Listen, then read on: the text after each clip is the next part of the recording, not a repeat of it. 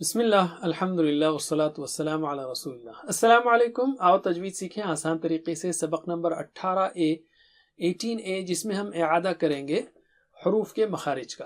تجوید کیا ہے؟ مخارج اور صفات کا خیال رکھتے ہوئے اور تلاوت کے دیگر قواعد کا خیال رکھتے ہوئے قرآن کو پڑھنا۔ مخرج کیا ہے؟ وہ جگہ جہاں سے حرف کی آواز نکلتی ہے، اور مخرج کی جمع ہے مخارج۔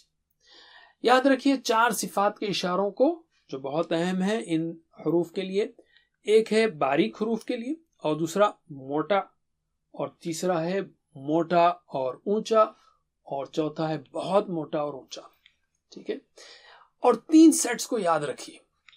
موٹا کیا ہے؟ لفظ را، اور دوسرا بھی آئے گا لیکن اس وقت را۔ موٹا اور اونچا کیا ہے؟ قا غا خا۔ ریپیٹ کیجئے، قا غا خا۔ پھر سے قا غا خا، اور ایک بار قا غا خا۔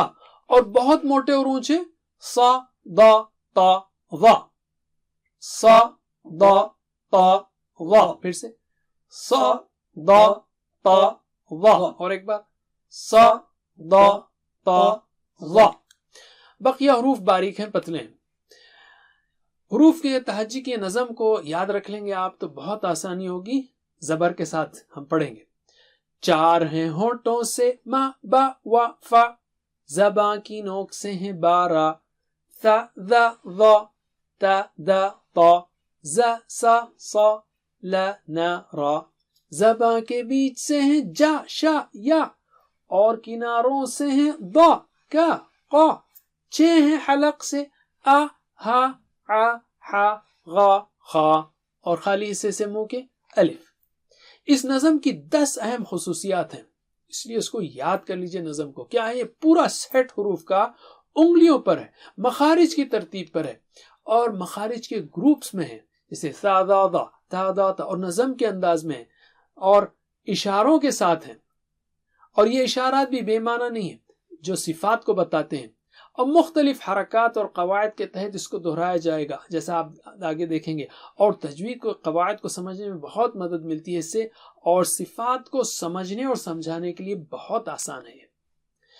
آخری بات، مخارج کے فرق کا خیال رکھیے، خاص کر 6 گروپس کا۔ ایک ہے، اور میرے بات دہرائیے، زا ذا ضا ضا، زا ذا ضا ضا، دونوں جو ہے نا آخری کے اونچے ہیں۔